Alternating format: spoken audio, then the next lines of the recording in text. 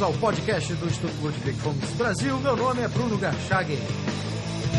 Hoje eu converso com Alberto Oliva, professor de filosofia da UFRJ.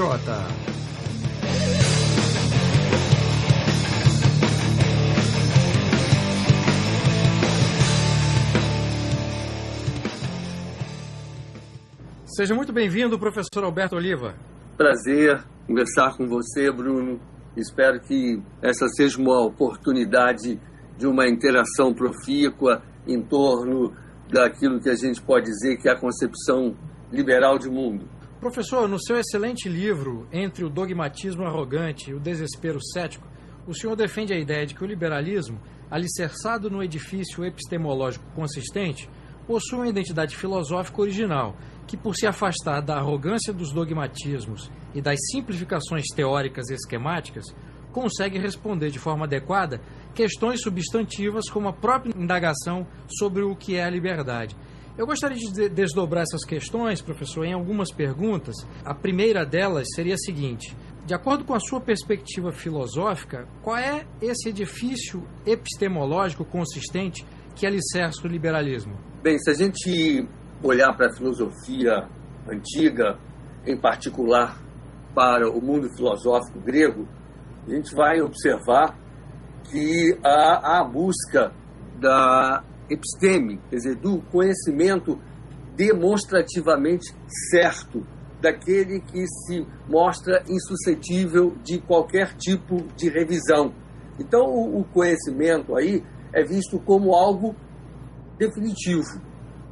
E ele vai, de alguma maneira, assim concebido, ser também uma ferramenta não só de compreensão da realidade, como também fornecedora de uma imagem que a gente pode considerar perene sobre as coisas e sobre o mundo, né? Então, a ideia de que é muito difícil se chegar a qualquer coisa de perene no campo do conhecimento, ela é mais recente. A ideia de que nós somos falíveis, de que nossas mais embasadas crenças podem se revelar falhas, que erros podem ser identificados, que pode, de repente, emergir a necessidade de se ou reformular, revisar uma teoria, ou mesmo de se abandoná-la, tendo em vista que erros foram detectados ou que há uma melhor capaz de substituí-la vantajosamente, né? Então, quer dizer, a ideia, para pensar, a ideia de falibilidade, ela não é tão antiga quanto a filosofia. A história da filosofia ocidental é uma história caracterizada por aquilo que eu chamo, em um livro que eu estou elaborando, de arrogância pura. Porque, se observarmos bem, os filósofos todos têm por meta, têm por objetivo chegar à verdade definitiva, à explicação última de tudo, né? Então, nesse sentido, quer dizer, a maioria dos filósofos nutre essa ambição, a ambição de um conhecimento final, de uma explicação última das coisas, né? Eu acho que essa ideia de falibilidade, ela, de alguma maneira, aparece com os primeiros filósofos liberais, ainda que antes alguns filósofos também tenham reconhecido o pouco que nós sabemos, ou até mesmo como Sócrates defendido a tese de que nós efetivamente nada sabemos. Então, por exemplo, Sócrates, nesse particular, é uma grande exceção na história do pensamento ocidental. Porque se pensarmos no autor dos diálogos, onde Sócrates é personagem central, no caso Platão diz o seguinte, que nós precisamos sempre contrapor uma opinião, que chama de doxa, à episteme, que é o conhecimento. E o filósofo tem que buscar episteme, e Platão acredita que ele consegue alcançá-la, né? Então, nesse sentido, se a gente olhar bem, por exemplo, o marxismo é herdeiro dessa tradição platônica. Quer dizer, que nós podemos chegar ao conhecimento das coisas como elas são na sua essência, né? O Marx diz em O Capital: a ciência seria supérflua se a essência e a aparência coincidissem. Quer dizer, então aí toda uma pretensão de chegar a uma explicação final do que faz as coisas serem como são. E isso, estendido à ação humana, nos leva à seguinte questão. Bom, se nós olharmos a vida social, nós identificamos facilmente, né, disfuncionalidades, desequilíbrios, e evidentemente há casos manifestos de injustiça. Bom, mas se nós chegamos ao conhecimento último e final de como a sociedade funciona, então nós também temos condições de alguma maneira, propor formas de modificá-la, alterá-la, transformá-la, com o objetivo maior, por exemplo, de pôr fim a essas funcionalidades, a essas injustiças, a esses desequilíbrios, né? Então, esse me parece um ponto fundamental. Quer dizer, a ideia de que há uma forma de conhecimento que não é passível de revisão, que nos leva ao núcleo essencial da realidade. E existindo essa modalidade de conhecimento, é claro que ela pode ser colocada a serviço da remodelagem da sociedade como um todo.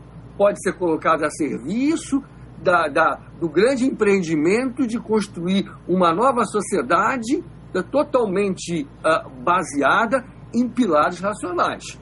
Então, esse é um ponto extremamente importante. E, nesse caso, a tradição liberal, ela reconhece a falibilidade do conhecimento, ela reconhece que todo e qualquer conhecimento, ou que toda e qualquer alegação de conhecimento está sujeita à revisão, que pode e deve passar por processos dedicados à eliminação de erros, né? Então, quer dizer, o mundo é incerto porque tudo é contingente. O que é pode deixar de ser, o que não é pode vir a ser. Então você tem um processo, por exemplo, que é sempre o de superação de etapas, né, em que certas coisas vão se tornando obsoletas e vão dando lugar a outras.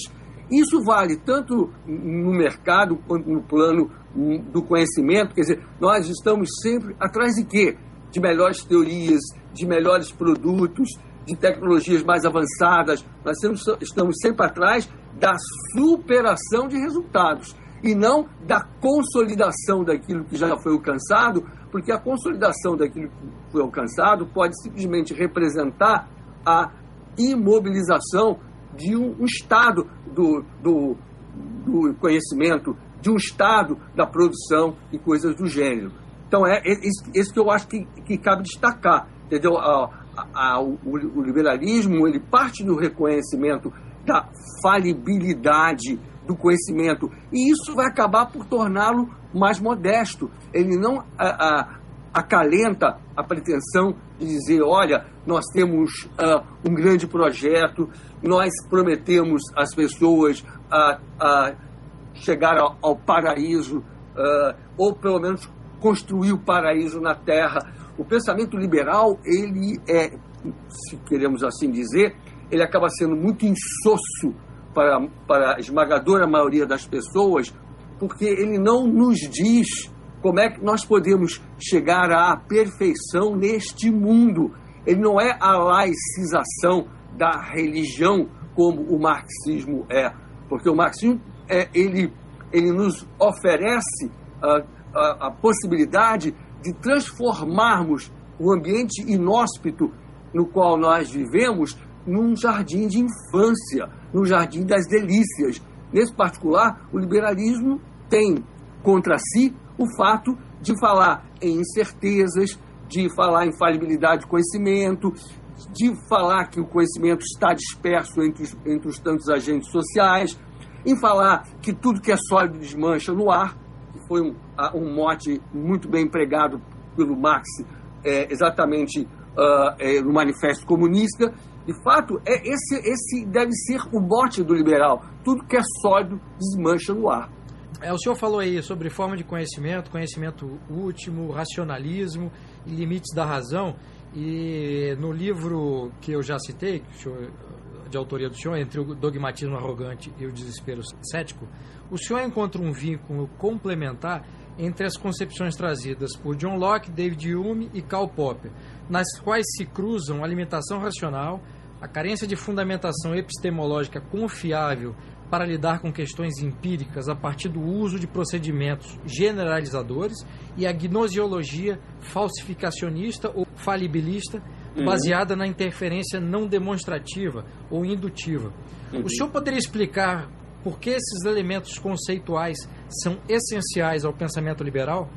Exatamente pelas razões a que me referi antes também, né? Quer dizer, o aspecto essencial a destacar, né? Quer dizer, é esse reconhecimento de que nós estamos tentando entender uma realidade que está o tempo todo em mudança, em transformação, e que as teorias que nós vamos elaborando sobre essa realidade, elas podem sobreviver indefinidamente, só que nós não temos como saber.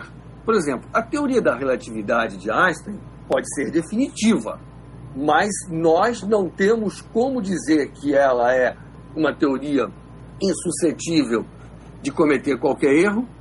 Nós não temos condições de dizer que nenhuma outra a substituirá vantajosamente no futuro. Por quê? Porque a pesquisa prossegue, a pesquisa está em curso. Então essa teoria pode ser indefinidamente confirmada, sustentada pelos fatos, até o fim dos tempos, ou pode ser que alguma coisa subitamente apareça contra ela, aquilo que tecnicamente a gente chama de um contra-exemplo, né? O falibilista vai dizer o seguinte: a verdade ela pode ter sido alcançada, só que nós não temos como saber. Então nós podemos chegar a um tipo de organização social que seja até a melhor possível, que qualquer coisa que se faça tentando transformá-la pode levar até algum tipo de retrocesso. Nós não sabemos. Então a necessidade da humildade decorre do reconhecimento de que as nossas teorias precisam ser submetidas ao crivo dos fatos, ao crivo dos acontecimentos, e que devem ser abandonadas se alguma coisa as desabona. Porque quem deve enfrentar, né, exatamente o cruel crivo da realidade são as nossas teorias, não somos nós. Então, quer dizer, se nós estamos o tempo todo voltados para a criação do melhor, a criação desse melhor não é um melhor utópico, é um melhor que se caracteriza como resultado final de um processo de destruição criadora. Porque nós estamos jogando alguma coisa fora, mas para colocar algo manifestamente superior. Então, o que acontece? O reformismo, se ele for conduzido de maneira séria, com base numa ética da responsabilidade, ele é extremamente importante. Nós precisamos saber, por exemplo, que na sociedade não funciona bem. E precisamos tentar pôr fim a todo e qualquer tipo de disfuncionalidade. O problema é como é que nós vamos fazer isso? Nós vamos fazer isso de forma gradualista, atentos aos resultados que vão sendo desencadeados por nossa tentativa de eventual correção daquilo que não está funcionando bem, ou nós vamos tentar fazer uma transformação radical e completa que derrube tudo, jogue tudo por terra para tentar um recomeço completo. Então, se a gente pensar praticamente no primeiro parágrafo do livro do Tocqueville, né, o L'Ancien Régime et la Révolution, o que Tocqueville diz? A Revolução Francesa quis fazer uma mudança drástica, radical e completa na sociedade francesa, né? De tal forma que nada do passado deveria subsistir. Tudo ali foi feito no sentido de tornar tábula rasa costumes, hábitos, formas solidificadas de interação. E aí, quer dizer, aí qual é o problema? Se faz isso com base em que pressuposto? Primeiro, no pressuposto de que a sociedade existente só tem disfuncionalidade, só tem coisa errada e se caracteriza pela produção de injustiças em massa. Segundo, que se tem o conhecimento capaz de entender como essa sociedade funciona e que, portanto, com base nesse conhecimento, se pode fazer um pesado exercício de engenharia social. Então, esse é que acaba sendo todo o problema. Como é que você pode, exatamente, reconhecendo as limitações da razão, né? Reconhecendo a falibilidade do conhecimento, como é que você pode decretar, por exemplo, de um dia para o outro, que a propriedade privada é a fonte de todos os males e vícios da humanidade, que a sua supressão é pré-condição para se chegar a uma sociedade superior e justa, né? Onde está, por exemplo, a demonstração de que esse é o caso, né? Então, esse é o aspecto fundamental. E a ideia de que a sociedade tem como atores não os indivíduos, mas os coletivos, os grupos, as classes sociais, né? E aí, nesse sentido, quer dizer, não adianta o indivíduo procurar se aperfeiçoar moralmente, procurar alcançar uma forma mais avançada de conhecimento, procurar ter uma melhor capacitação profissional. Tudo isso é de secundária importância, tendo em vista que, na verdade, é o sistema que nos faz ser o que somos. Então, esse sistemismo, ele, de alguma maneira, nos desresponsabiliza, porque diz assim, não está ao nosso alcance o nosso próprio aperfeiçoamento. É um sistema que precisa ser mudado, alterado, transformado completamente para que nos tornemos melhores. Você vê que isso hoje já chega até no campo da legislação, né? Um grande atentado à velha concepção liberal de lei, por exemplo, é o fato de que hoje está cada vez mais claro, cada vez mais explícito, que os titulares dos direitos não são os indivíduos, mas são os grupos, os coletivos, as etnias, né? Então você tem no Brasil hoje uma proliferação espantosa de leis. Aí você tem estatuto do idoso, do torcedor, da juventude, da criança, do adolescente, não sei o que lá. Quer dizer, se você parar para pensar, onde está o indivíduo, né? Ele simplesmente está desaparecendo de cena, porque primeiro se adota o pressuposto holista de que o todo é mais que a soma das partes. Segundo, esse pressuposto que eu estou chamando aqui de sistemismo, que é a ideia de que é o sistema que nos faz melhores ou piores, e que, portanto, a chave de nossa transformação não está em nós mesmos, né? Então, se hoje muitos grupos defendem melhoria na educação, etc., isso é mais defesa retórica, porque as pessoas que priorizam os coletivos, as classes e as etnias, no fundo, elas não acreditam nisso. Elas entendem que a redenção está na transformação completa, radical e revolucionária da sociedade. Então, mas isso aí se baseia, tem como pressuposto, o quê? Tem como pressuposto que nós temos a compreensão, né, dos problemas e temos uma teoria capaz de explicá-los e de solucioná-los. Então, se você vê poucas pessoas negras frequentando a universidade no Brasil, então por que não cotas?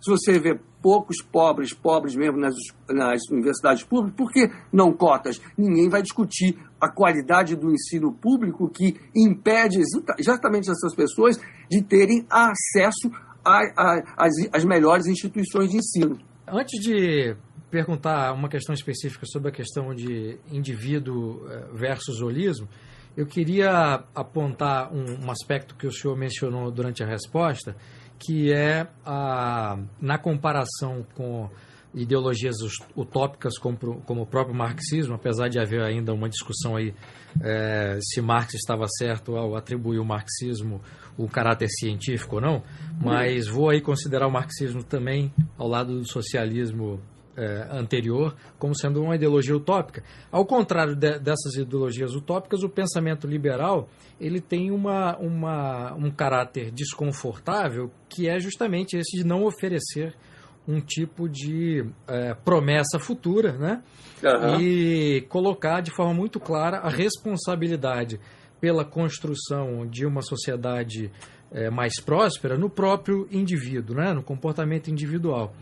E considerando aí, professor, o reconhecimento dos limites da razão e desse próprio caráter falibilista que o senhor citou do pensamento liberal, você acha que esse reconhecimento dos limites da razão e esse caráter falibilista podem conduzir a um desespero cético, que é uma parte do título do seu livro, não? Se a gente pensar que essa utopia está ausente, então nós temos que nos perguntar, né, o que o liberalismo tem a propor às pessoas, né? Porque o fato de você, de alguma forma, reconhecer que os atores cumprem papel decisivo no jogo da vida social. Então, é preciso que eles se qualifiquem de todos os modos possíveis, né? Moral, intelectualmente, profissionalmente, de todas as formas possíveis e concebíveis, né? Então, isso já coloca sobre os ombros de cada um de nós um fardo muito grande de responsabilidade. Mas nós não podemos também, mesmo que entendamos que o liberalismo está associado ao individualismo, nós não podemos deixar de reconhecer que há um individualismo que o Hayek chama muito bem de individualismo atomista, que precisa ser prontamente rechaçado, né? Nós vivemos sempre em sociedade, tá? Então as regras do jogo social são de extrema importância, né? Portanto, é preciso enorme cuidado em escolhê-las para que elas promovam a liberdade, entendida a liberdade como ausência de coerção injustificada, como possibilidade de cada um fazer o que bem entender, desde que não cause danos a outrem ou a terceiros. Então, né, concebido dessa maneira, quer dizer, não se trata de um individualismo que fragmenta, é um individualismo que reconhece que em todos os processos de interação, fatos novos ocorrem, aquilo que nós chamamos de propriedades emergentes. E o liberalismo escocês introduziu um conceito extremamente importante, que é o de consequências não pretendidas. Então não se trata apenas de achar que é um indivíduo agindo apenas em conformidade com os seus desejos, com as suas vontades, e que ele não está submetido aos processos sociais de interação. Não, isso é uma visão ingênua da vida social. Então, é claro que nós vamos pensar quais são as regras da vida social que são compatíveis com a liberdade, que deixam o maior campo possível de ação e opção aos indivíduos. Quais são essas regras? Então, quer dizer, um aspecto que eu defendo no meu livro é que as regras mais importantes da vida social, elas têm caráter negativo. Se a gente olhar os 10 mandamentos, que me falha a memória, 8 tem caráter negativo. Então, quer dizer, por quê? Porque com isso você está dizendo o que não deve ser feito, porque tem potencial de causar problemas a terceiros. E aí, quer dizer, se você concebe como negativa essa ideia de justiça, é porque você pretende compatibilizá-la com a liberdade, né? Senão você vai entender liberdade como poder para fazer isso ou aquilo. Quer dizer, na tradição do combate entre os marxistas e os liberais, os marxistas sempre defenderam uma concepção positiva de liberdade. Liberdade entendida como condição para se fazer X, Y ou Z. Bom, mas aí a questão é, se as pessoas ainda não detêm essas condições, nós precisamos trabalhar no sentido de ajudá-las a reunir essas condições, ou nós devemos dotá-las dessas condições imediata e artificialmente por alguma intervenção que se situa fora das pessoas e que chega a elas, evidentemente, de fora para dentro, né? Então, isso é um ponto que me parece extremamente importante de discutir, né? Os indivíduos têm um princípio de movimento interno ou não? Né? Porque se a gente para pensar no mundo antigo, a ideia é de que há alguma coisa que põe tudo em movimento, né? O Adam Smith vai ser praticamente o primeiro grande pensador na economia, na ética, a dizer o seguinte, não, que cada um tem um princípio próprio de movimento.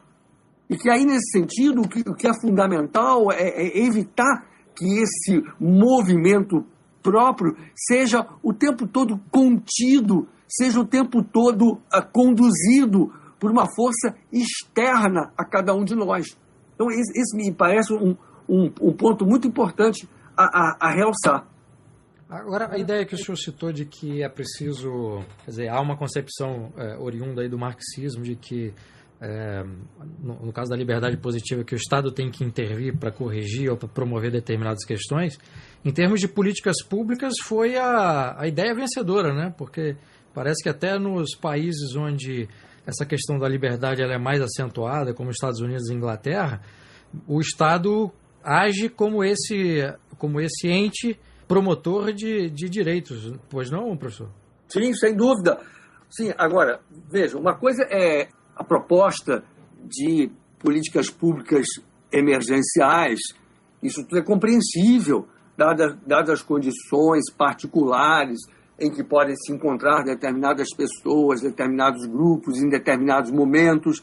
Isso até é compreensível. Agora, quando determinadas políticas se eternizam, há clara e manifestamente uma postura de paternalismo, né? Porque, nesse caso, não há a indicação de como as pessoas podem se aperfeiçoar, podem melhorar e, sobretudo, podem reunir condições para se livrarem da situação adversa em que se encontram, né?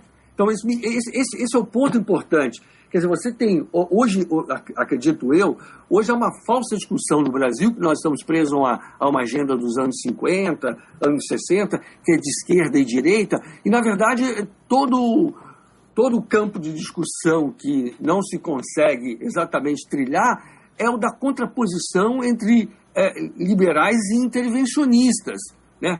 O intervencionista é aquele que vai atribuir ao Estado não só o monopólio do uso da força física, né, como, de certa maneira, aquele que é capaz de velar pela observância das regras fundamentais do jogo da vida social, mas que, além de tudo, ele é o corretor, ele é capaz de corrigir os rumos da vida social.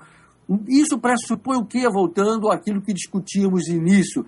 Isso pressupõe que burocratas e governantes detêm uma forma especial de conhecimento e que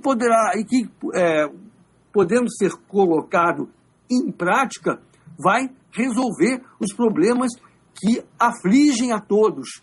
Porque, claro, muitas pessoas que defendem o modelo intervencionista também se apresentam como as que têm preocupação social.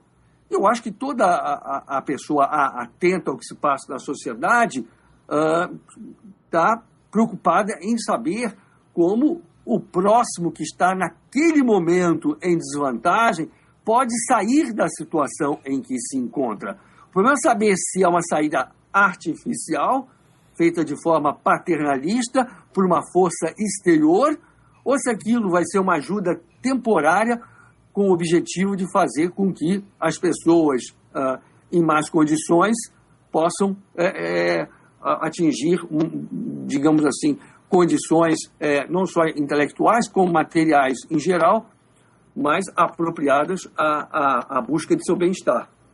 Professor, o senhor citou uma parte da resposta, a questão do holismo e do individualismo, e o senhor discute essas questões no livro Conhecimento e Liberdade, né? Considerando aquela perspectiva aí do liberalismo escocês, que é o resultado, acho que também da própria concepção que o iluminismo escocês trouxe e que influenciou tanto o liberalismo quanto o conservadorismo britânico, né? E que o Hayek se apropriou muito bem disso, o senhor acha que esse individualismo que considera a sua própria comunidade, quer dizer, não há um antagonismo entre o indivíduo e a comunidade a qual ele pertence, o senhor acha que, considerando isso, o holismo pode se constituir como um resultado positivo do individualismo não radical, ou no plano teórico, holismo e individualismo sempre serão antagônicos? O holismo pode ser entendido como uma teoria filosófica que prioriza o todo. Então, se a gente olhar lá no mundo da filosofia grega, você já vê um Aristóteles destacando o todo, né? Dando uma importância muito grande ao Estado. Não como nós o entendemos contemporaneamente, mas, de qualquer maneira, dando uma relevância, atribuindo uma relevância muito grande ao Estado. O Platão, nas leis, chega a dizer: fostes criados em função do todo, e não todo em função de vós. Então, esse holismo, ele se faz claramente presente nos mais importantes filósofos gregos.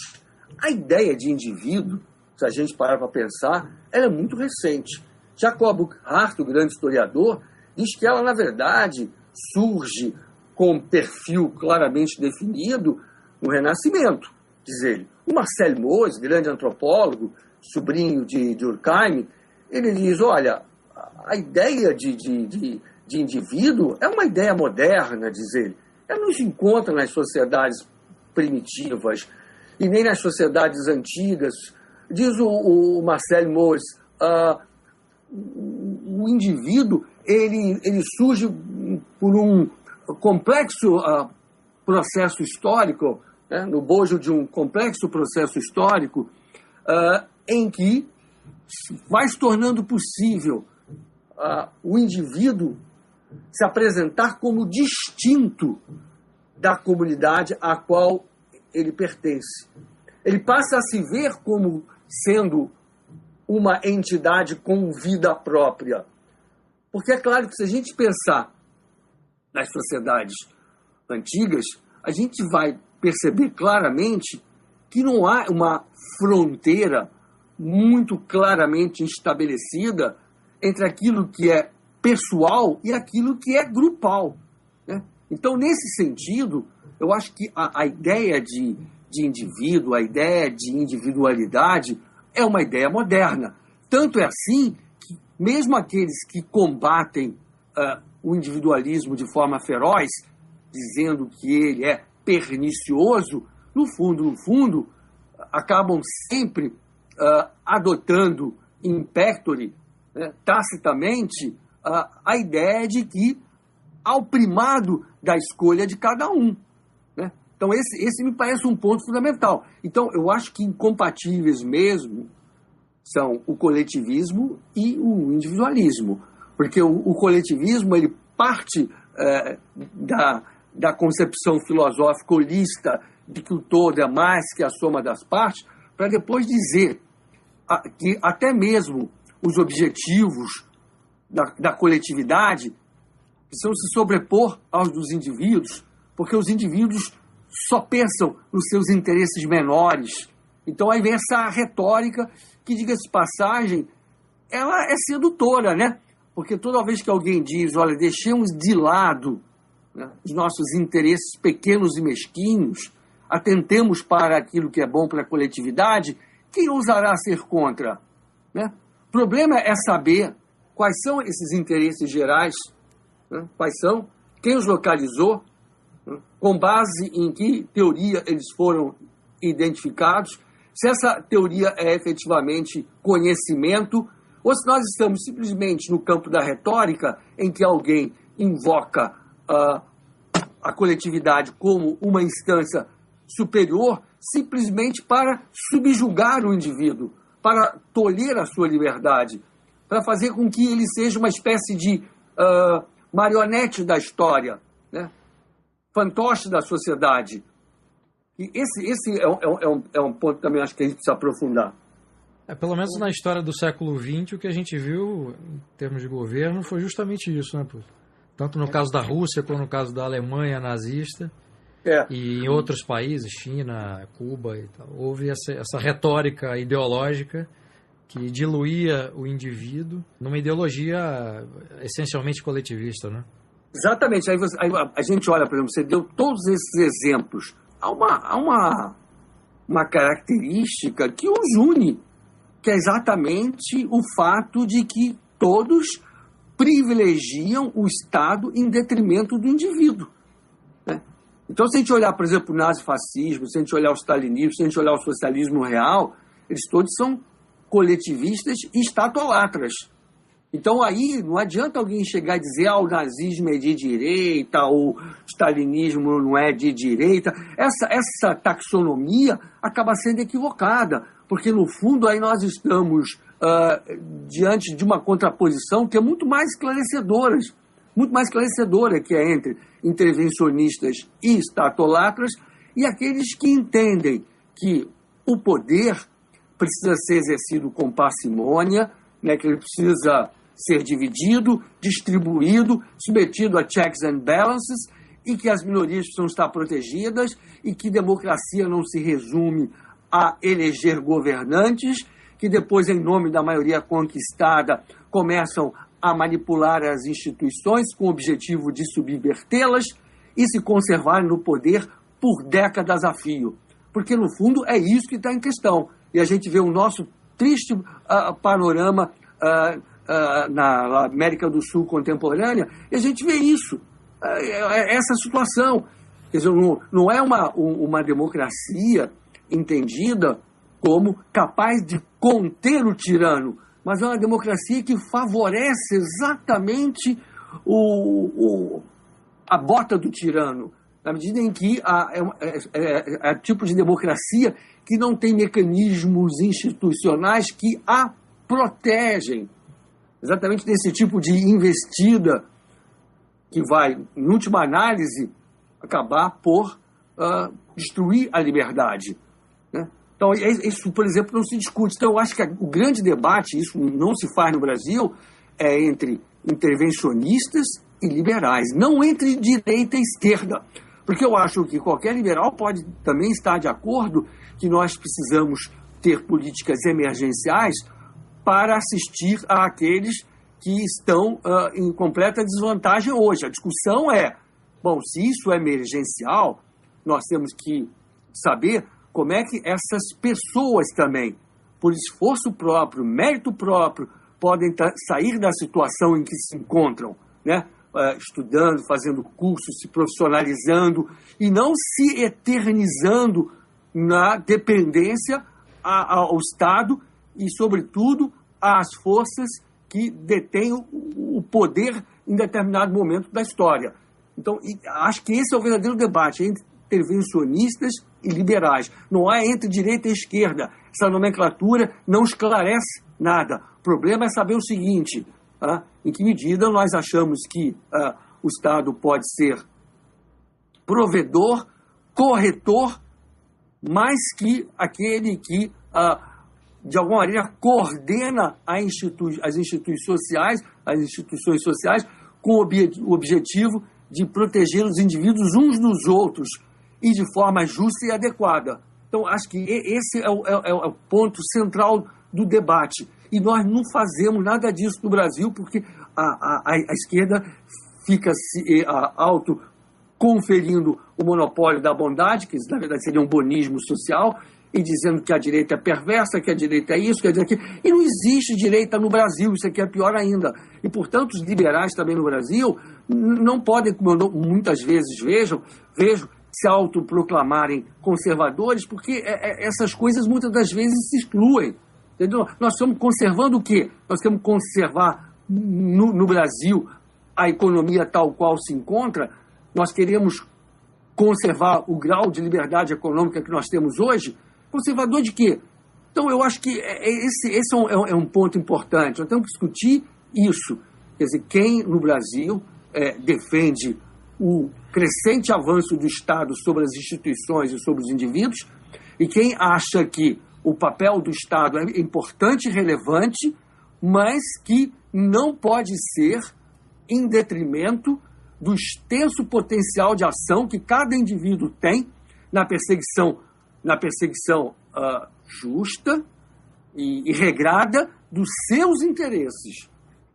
E agora, professor, eu acho que um fator de complicação, até para que esses assuntos, esses temas sejam primeiro investigados e depois façam parte, pelo menos, da cultura de uma parcela da sociedade brasileira, é o fato de que, historicamente, o Estado sempre esteve muito presente na vida do brasileiro, né? Isso mesmo.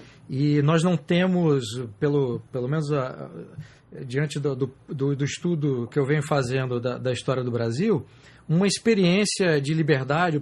O embaixador José Oswaldo Meira Pena até disse que ali numa parte da monarquia brasileira houve aquilo que ele chama de protoliberalismo, mas foi uma coisa muito rápida. Como é que se estuda, como é que se coloca como preocupação essas questões que o senhor levantou num país em que a liberdade nunca foi um dado cultural, professor? Para mim, sinceramente, é um verdadeiro enigma entender, entre aspas, a personalidade das sociedades, sabe? E é a coisa talvez mais difícil de entender no campo das ciências sociais. Entendeu? Como é que se forma esse tipo de personalidade? Eu acho que o Brasil tem, entre aspas, uma identidade. Aí a pergunta é o quanto ela é fruto de um encadeamento de fatos históricos, né? O que outro fator contribui para que nós tenhamos, por exemplo, determinados traços de comportamento que nós podemos dizer até mesmo coletivo, né?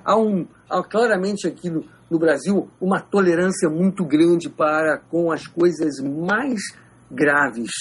Sabe que até hoje, Bruno, uma coisa que me deixa perplexo é o fato de que durante muito tempo a inflação esteve galopante, né? Você lembra? A superinflação, né? O dinheiro virava pó no 15º dia do mês, né? Isso gerou uma concentração de renda impressionante, um empobrecimento terrível da população. E eu pergunto a você o seguinte: você viu algum movimento contra a super ou hiperinflação brasileira? Você viu intelectuais revoltados? Como é que pode uma sociedade sem moeda, né? Como é que os pobres podem ficar nessa situação? Ninguém ergueu jamais uma bandeira de contenção dos gastos públicos, né, de reforma do Estado com o objetivo de, naquele momento, pôr fim à inflação. Eu nunca vi isso. Então, uma das coisas que assim, me causa mais perplexidade intelectual é o fato de que nós somos extremamente tolerantes a fatos graves. E muitas das vezes, como aconteceu até no meio do ano passado, né, saímos às ruas contra o aumento de 20 centavos da passagem de ônibus. Eu não estou entrando no mérito se as outras reivindicações à época eram justas ou não, cabíveis ou não. Eu estou apenas destacando o fator primeiro desencadeador. Quer dizer, a gente às vezes se apega ao tostão e não olha para o milhão. Como é que a gente conseguiu, durante tanto tempo, suportar aquela inflação sem que a sociedade tivesse assumido uma postura não só de crítica aos governantes, mas de oposição radical a eles? Isso até hoje, para mim, é um enigma. Então, o que nos faz, assim, gostar do intervencionismo, que no fundo é a sua pergunta, né? O que nos faz esperar que o Estado sempre resolva a maioria dos nossos problemas?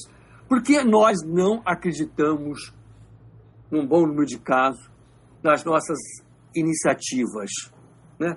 Por que nós não nos damos exatamente essa liberdade de correr risco, de querer resolver as coisas por conta própria também? Por quê? De onde vem isso? Né? Isso realmente eu tenho dificuldade em entender, porque as pessoas dizem assim, mas uma tese possível é de que o Estado no Brasil surgiu antes da sociedade. Tudo bem, mas depois, num segundo momento, a sociedade poderia dizer, bom, mas nós não estamos mais a fim de querer um Estado que se coloque sempre acima de nós. Nós queremos que, a partir desse momento, o Estado nos sirva, e não que algumas pessoas se utilizem do Estado para se servir.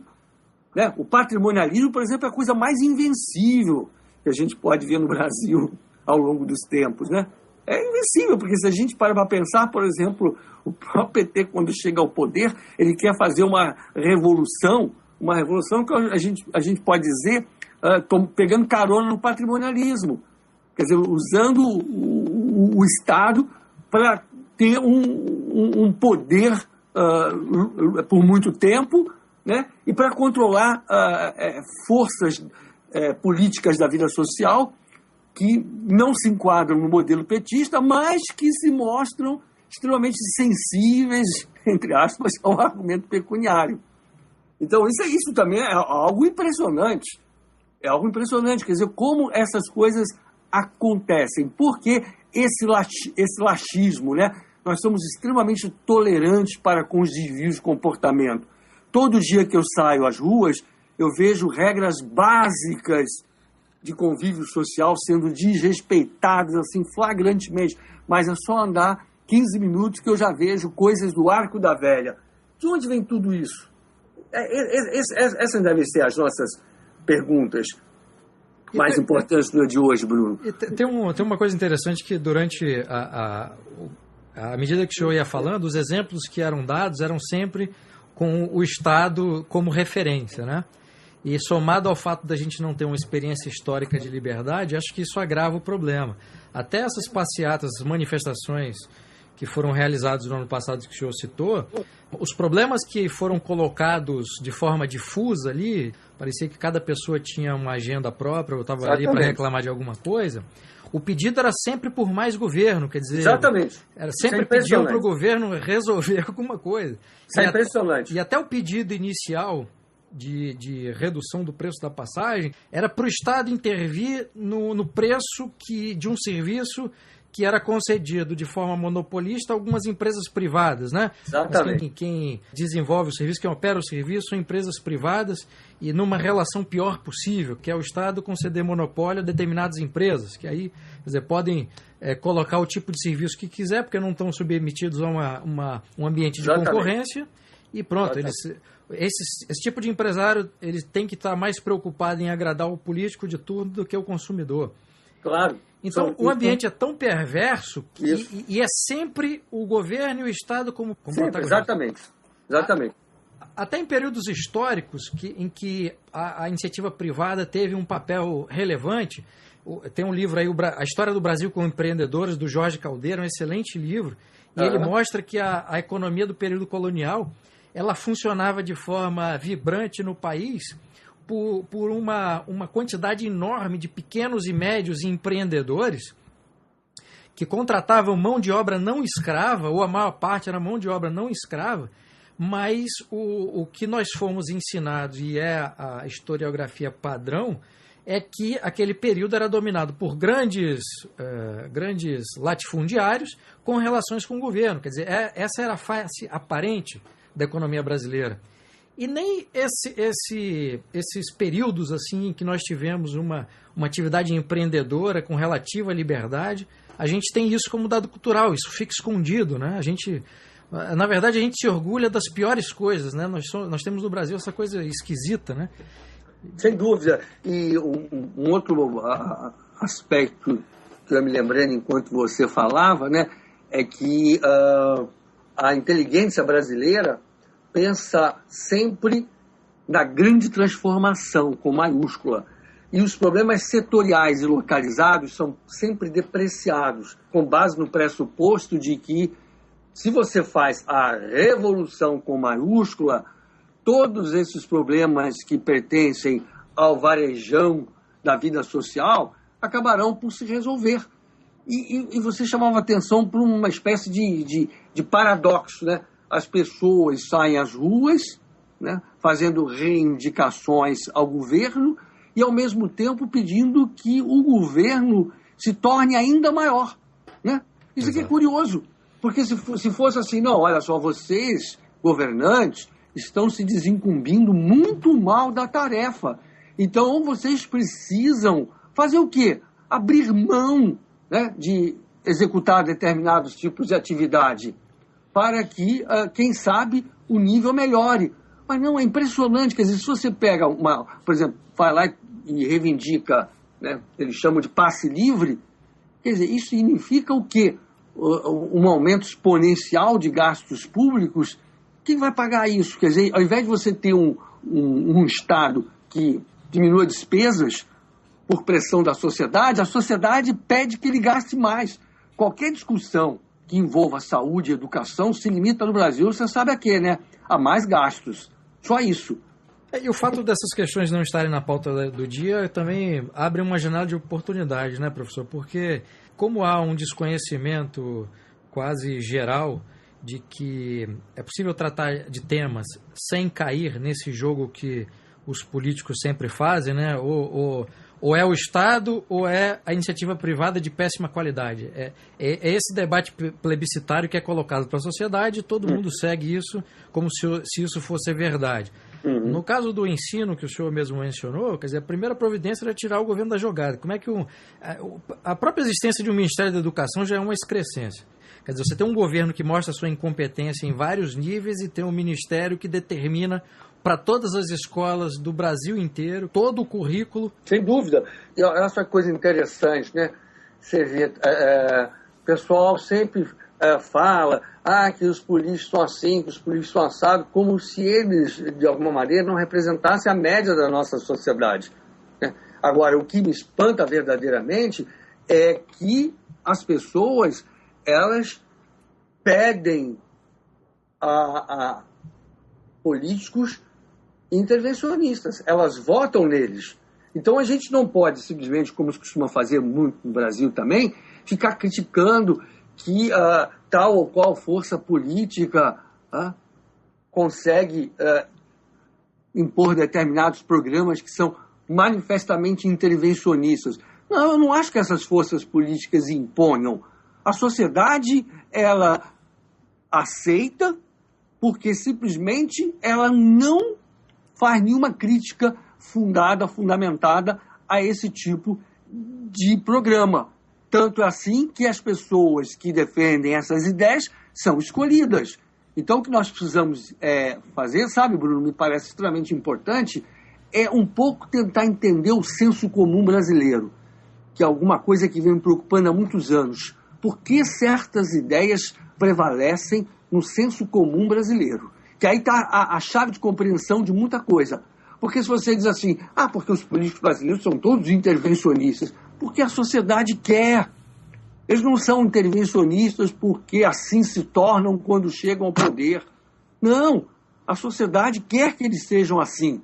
Então nós precisamos entender, eu acho que essa é uma missão urgente, porque o senso comum brasileiro acabou se formando de uma maneira que o faz ser extremamente simpático a esse tipo de visão, né? Porque isso, no fundo, quer dizer, todos os membros de uma sociedade, eles têm uma visão, mais ou menos certa, mais ou menos errada, mas eles têm uma visão de como a sociedade funciona. E quando eles fazem certas escolhas por certos políticos, por certos governantes, diferentemente do que muita gente pensa, a maioria está fazendo isso de maneira consciente. Então, o intervencionismo não é um acidente na política brasileira, né? Ele é alguma coisa enraizada no senso comum. E se nós queremos que, de alguma maneira, as ideias liberais tenham alguma penetração no Brasil, nós precisamos entender o que faz com que o senso comum seja simpático a todo esse tipo de pregação em que o Estado aparece como alguém capaz de resolver, como uma entidade, uma instituição capaz de resolver problemas, capaz de melhorar a vida das pessoas, capaz de tirar as pessoas das condições adversas em que se encontram. De onde vem isso? Como é que isso penetrou no senso comum brasileiro? Mesmo considerando a irracionalidade do eleitor, já há estudos aí demonstrando ou tentando defender a tese de que o eleitor, em média, irracional na hora de depositar o seu voto, mesmo considerando esse elemento, o senhor acha que isso que nós estamos vendo e que vimos ao longo da história também não é uma falta de concorrência de ideias? Porque esses agentes políticos, eles saem dessa sociedade que tem essa cultura intervencionista, coletivista e tal, né? Então vão se lançar na vida pública já imbuídos dessa mentalidade. Perfeito. Então você vê no caso do eleitor brasileiro, quer dizer, quando se fala assim, o eleitor brasileiro vota mal, quer dizer, mas não há concorrência, eu não vejo concorrência entre uma boa ideia e uma má ideia. Você tem uma concorrência entre ideias ruins que estão espalhadas em todos os partidos políticos, né? Quer dizer, se você pega o programa dos partidos políticos, eu fiz isso no fim do ano passado para dar uma entrevista a um jornal de Curitiba, fui analisar os programas políticos, até aqueles partidos que são aí considerados de forma vulgar como sendo partidos de direita, como o próprio DEM, defende lá uma certa concepção de liberdade no programa do partido político dele, mas em vários momentos ele coloca que o governo deve ser um grande agente promotor de várias coisas. O exemplo que você deu é muito elucidativo, e sempre nos levando à conclusão de que esse partido defende esse tipo de posição porque acredita que é a posição encontra eco na sociedade, né? Sempre com esse objetivo. Agora, se você me perguntar, isso é imutável? Eu acho que não. Agora, assim como um dia houve uma extrema tolerância, leniência para com os processos inflacionários agudos no Brasil, eu acho que nós podemos estar vivendo também uma extrema tolerância para com os programas intervencionistas. Então, o que cabe fazer, eu acho, até para contrabalançar, até para que se tenha intercâmbio crítico, até para que não se tenha um monopólio de um tipo de pensamento? O que cabe fazer é criar uma agenda diferente, não intervencionista, começar a defendê-la, né, e ampliar o seu espaço de apresentação para que, em primeiro lugar, as pessoas a identifiquem, a reconheçam e, no futuro, possam dizer: vamos experimentar isso aí. A questão é, qual é a força política que se propõe a fazer isso no Brasil? Neste momento, nenhuma. Porque a força política deveria ser uma corrente política que iria buscar sustentação em uma corrente de pensamento, coisa que não existe no Brasil atual. Se a gente pensar, por exemplo, a época em que a Margaret Thatcher estava ainda ali pensando em chegar ao poder e tinha lá uma espécie de think tank, uma ONG, coisa do gênero. Então, ali ela concebeu um tipo de pensamento que ela veio depois a colocar em prática. Quer dizer, a sociedade, de alguma maneira, disse assim: não, vamos experimentar esse tipo de ideia. Vamos ver a que tipo de resultado leva.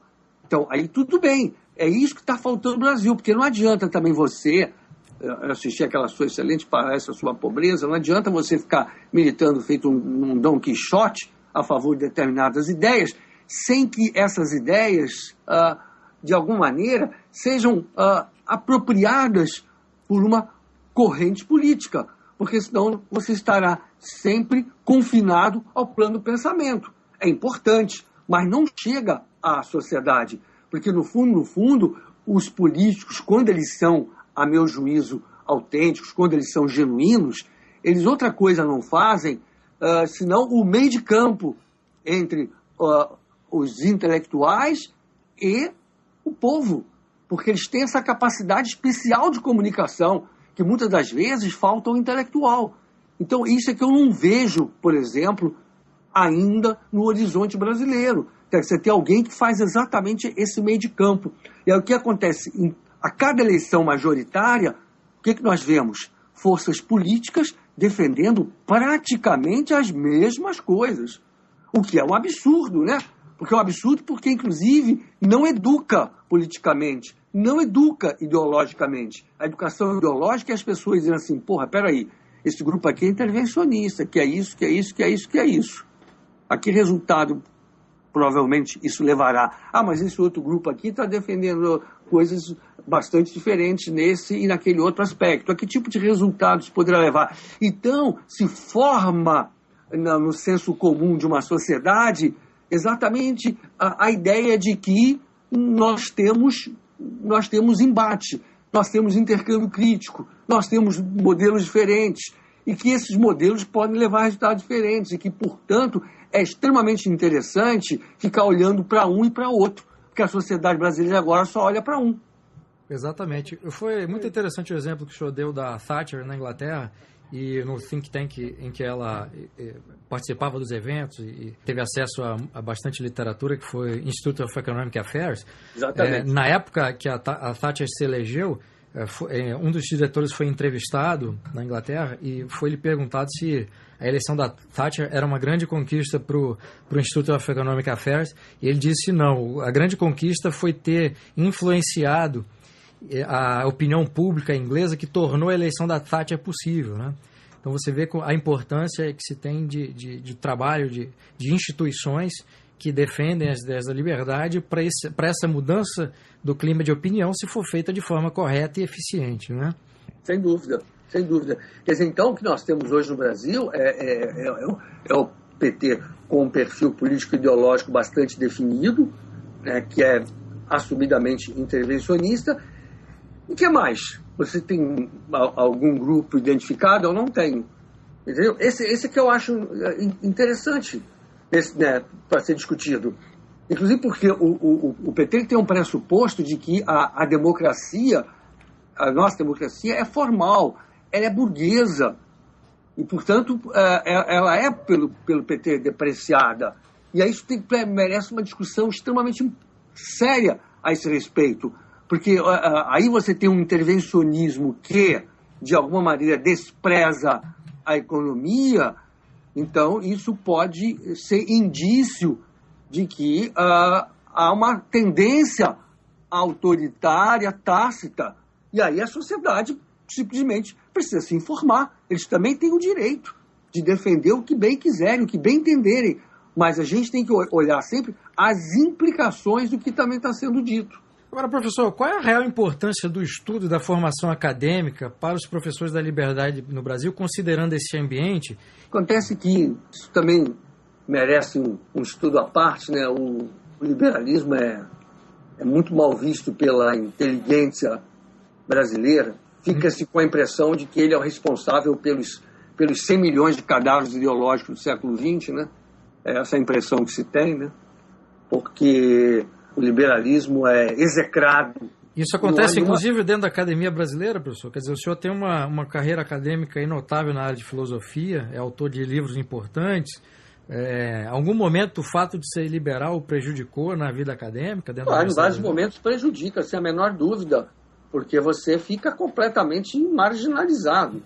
Não vou aqui nem dar exemplos, mas as pessoas elas acham que você é o suprassumo do reacionarismo. E é impressionante, como eu dizia antes, porque eu não contabilizo nas costas do liberalismo, né, nenhum regime autoritário ou totalitário.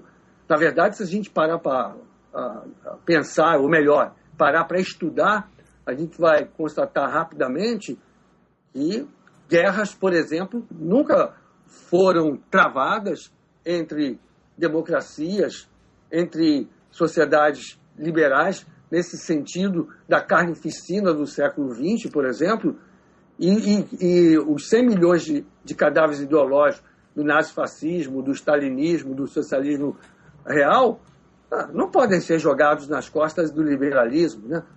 Essa é a questão mais impressionante. E me assusta o fato de que nunca foi feita uma autocrítica com relação a isso. As pessoas, elas usam aquilo que o Freud chama, né, de racionalização.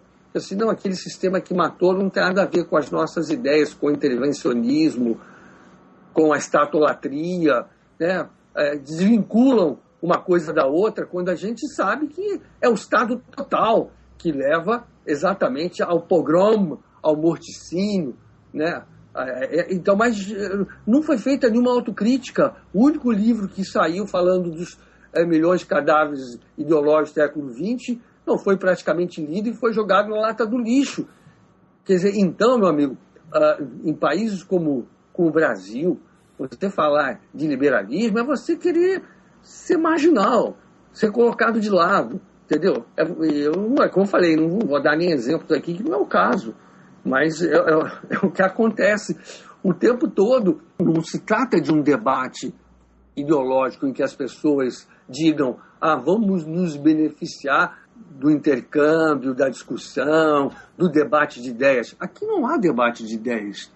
Então a visão que predomina no interior da academia brasileira é uma visão de esquerda que não admite o contrário como sendo autêntico, como sendo genuíno, como sendo respeitável. O contrário é alguma coisa que pode ser execrado.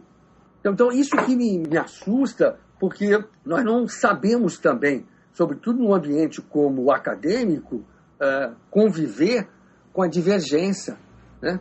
Achar que a verdade pode emergir da luta dos contrários, aquilo que o Heráclito chama do polemos, né, que veio a dar polêmica, né?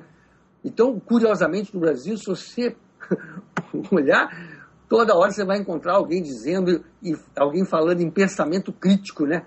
Aí você imagina só, o pensamento crítico deve ser, assim, algo parecido com a postura socrática, né? Colocar o tempo todo tudo em questão, né? Colocar em dúvida.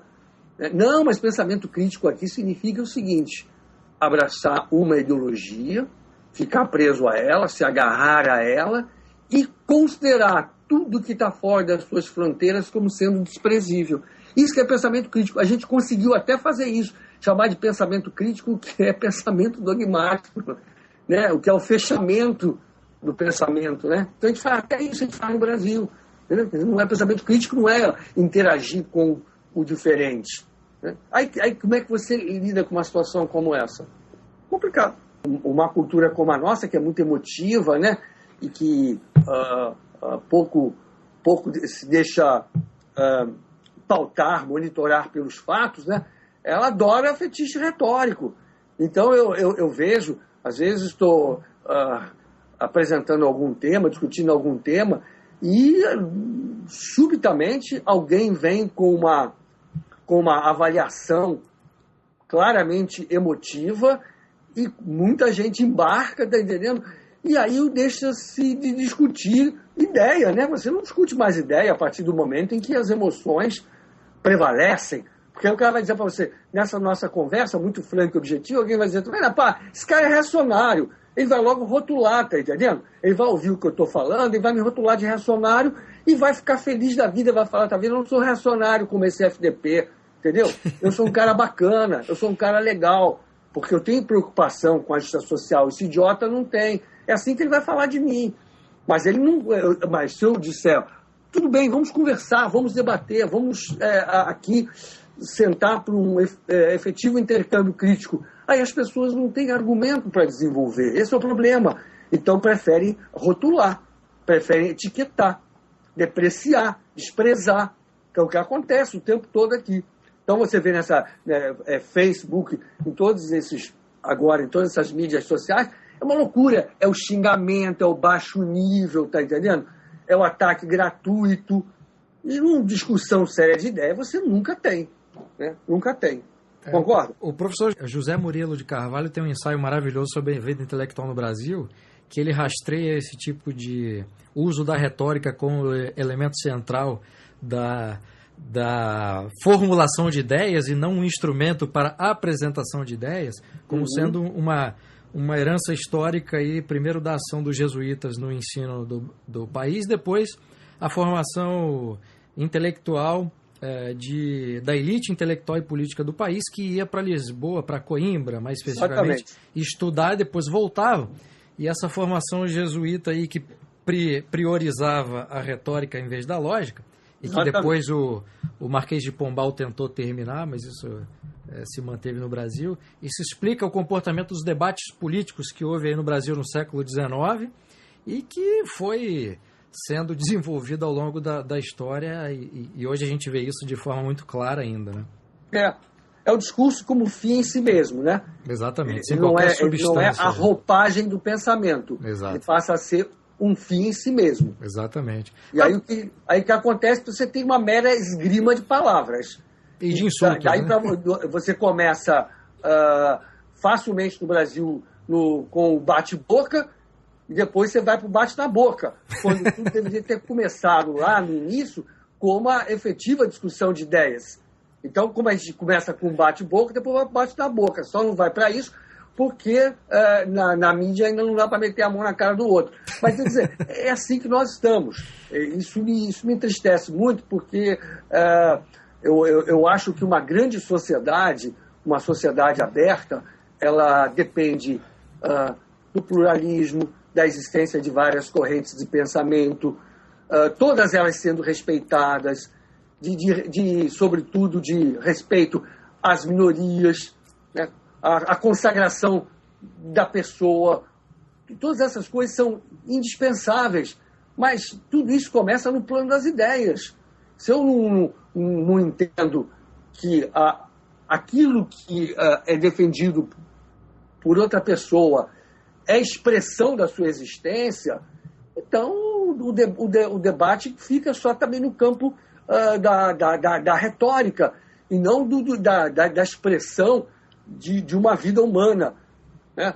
Cada um de nós, ao exprimir suas ideias, exprime também o que é, né? Então, nesse sentido, nós precisamos também respeitar o que o outro diz como forma de respeitar a vida do outro, né? Mas a gente acha assim, isso são ideias. Não, a gente sabe muito bem que as ideias, inclusive, têm consequências. Então, tudo aquilo que a gente defende acaba por produzir resultados.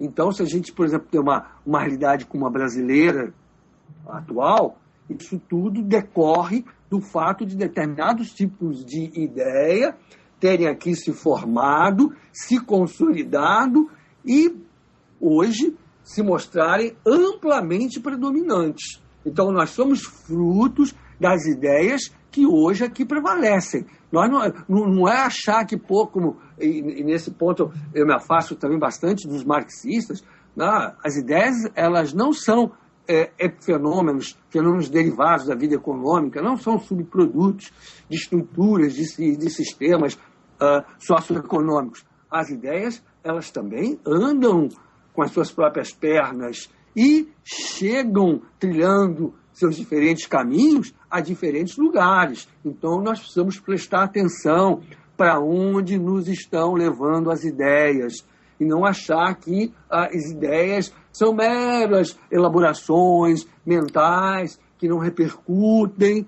ou não têm, pelo menos, capacidade autônoma de repercutir sobre a realidade. Eu acho isso um erro muito grande. Eu acho que é preciso prestar muita atenção no fato de que nós somos aquilo em que acreditamos. Isso vale para indivíduos e coletividades. Não é só achar que, os indivíduos até podem ser profundamente marcados pelas ideias que abraçam, mas as coletividades não.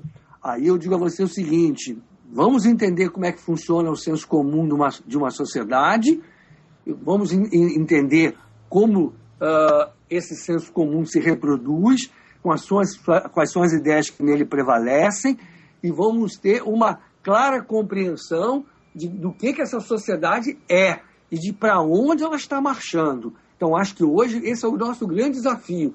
Qual é o nosso senso comum? O que a média do brasileiro pensa?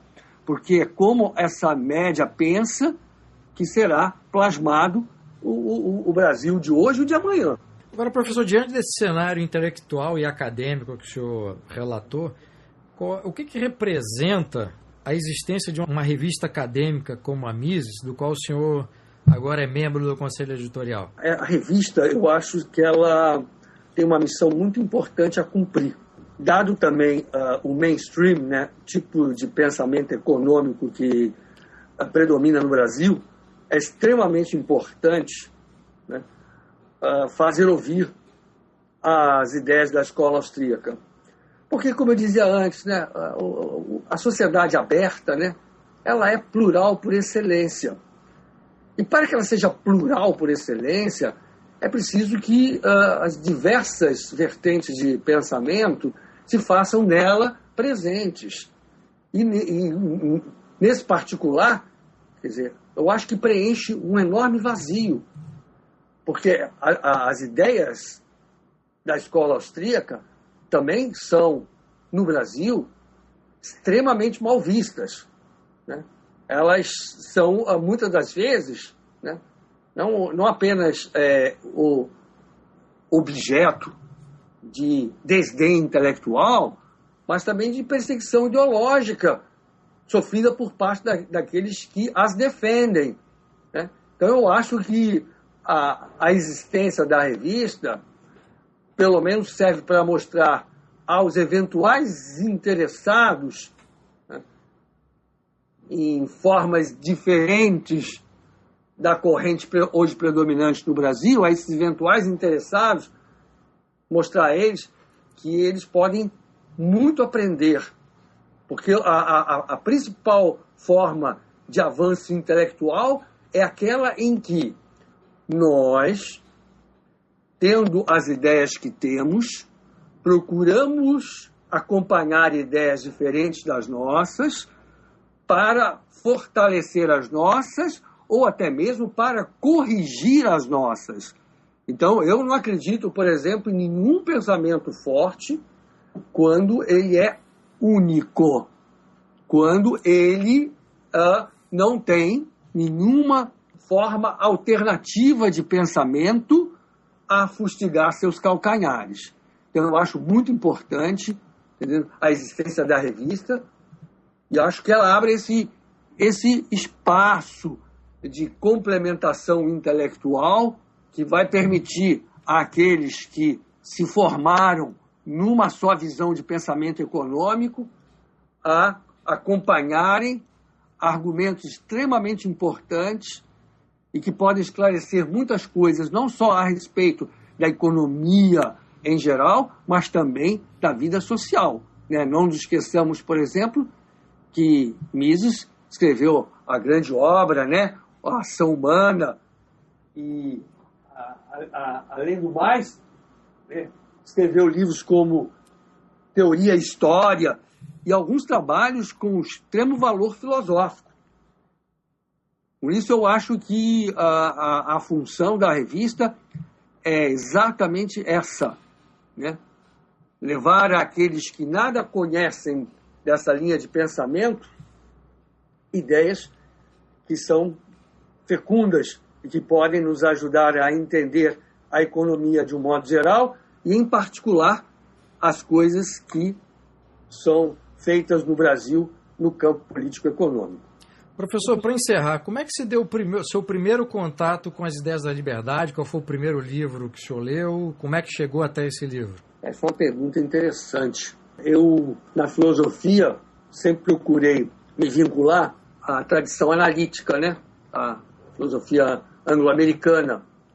E, nesse particular, há inúmeros autores no mundo anglo-saxônico, né, que são defensores importantes da liberdade de modo geral e do liberalismo em particular, né? Eu me lembro que esse meu livro, né, O Dogmatismo Arrogante e o Desespero Cético, ele resultou de um conjunto de palestras que eu dei na década de 90, convidado pelo Eugen Lem a falar sobre o liberalismo, encontrei uns poucos jovens interessados em entender como se formou o liberalismo na história do pensamento ocidental, e a partir de determinado momento, numa segunda etapa do curso, alguém introduziu na discussão um livro do Melchior, sobre liberalismo, em que ele, por exemplo, se mostrava um crítico contundente do Hayek, né? E eu me perguntei, mas serão essas críticas procedentes? E aí é que me ocorreu, exatamente depois dessas palestras, escrevi o livro Entre o Dogmatismo Arrogante e o Desespero Cético, mostrando que toda a tradição liberal de pensamento, ela se funda exatamente numa concepção falibilista de conhecimento, na ideia negativa de liberdade, na ideia negativa de lei e justiça, na ideia de um Estado que se preocupa em deixar ao indivíduo um extenso campo de ação para que ele, com as suas iniciativas, se realize como pessoa e promova exatamente o progresso econômico da sociedade, coisas do gênero. Então, a partir dali, eu comecei a desenvolver o livro com o objetivo de tentar fazer frente aos questionamentos de Melchior à teoria de Hayek, porque o Hayek, defendendo a concepção negativa de liberdade, acabou por suscitar a crítica de que ela é insuficiente. E esse é um debate muito interessante, quer dizer, até que ponto a noção de liberdade se mostra parcial caso ela seja concebida só de modo negativo, né? Até que ponto é preciso também pensar numa forma complementar de liberdade positiva à negativa. Aí no meu livro eu me dediquei a mostrar que é muito complicado você estabelecer a compatibilidade entre as duas, né? E aí, quer dizer, os clássicos foram de extrema importância para que eu desenvolvesse esse tipo de pensamento. Então, por exemplo, você tem uma ideia, na teoria do conhecimento, eu recorri àqueles autores por você mencionados, né? Locke, Hume, Popper e muitos outros autores que se não podem ser incluídos num primeiro momento diretamente na tradição analítica de filosofia, pelo menos de uma maneira indireta, fazem parte dela. Por exemplo, na filosofia do direito, eu tive um mestre importante, o Bruno Leone. Na economia, por exemplo, usei bastante a Riqueza das Nações para algumas coisas do meu livro, Entre o Dogmatismo Arrogante. Também a Teoria dos Sentimentos Morais, né? O Paine, também, o Bastiat. Todos esses autores foram de extrema importância para mim. O Hayek, o Mises, né? Todos eles tiveram alguma contribuição que acabou por favorecer a elaboração do meu livro. O John Stuart Mill também não pode ser esquecido, com o clássico dele, On Liberty, né? O On Liberty é um livro extremamente importante. Então, esses foram, assim, autores de extrema importância para o trabalho que eu acabei elaborando. Agora, o mestre, eu acho, de todos nós tem que ser sempre o grande Sócrates, né? Quer dizer, a humildade da gente se dar conta de que estamos sempre aprendendo, de que estamos sempre eliminando erros e que, por isso, estamos chegando até a formas mais avançadas de pensar, mas sem nunca podermos ter a certeza de que conquistamos a verdade. Até porque, mais importante que conquistar a verdade é procurá-la indefinidamente. Eu queria até, acho já aqui no fechamento, dizer o seguinte: uma vez perguntaram a Huxley, um cientista, o que ele preferia.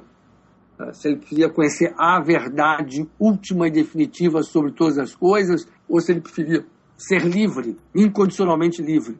E ele, curiosamente, respondeu que preferia a verdade.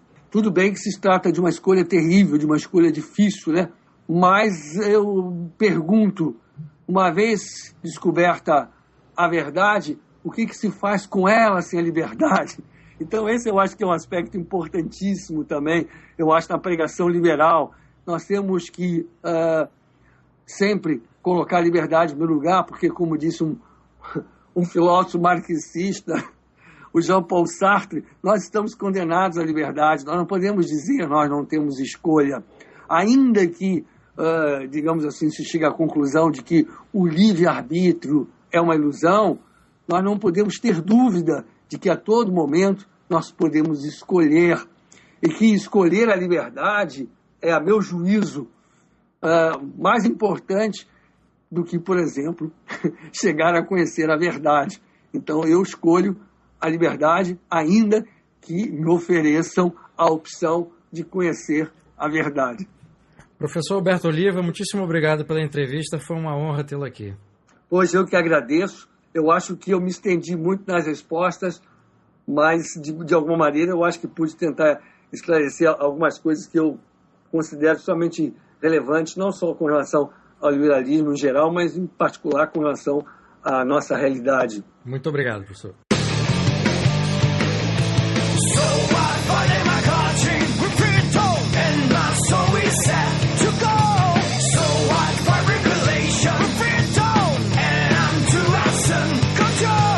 Este foi o podcast do Instituto Ludwig Gomes Brasil. Meu nome é Bruno Garchagen.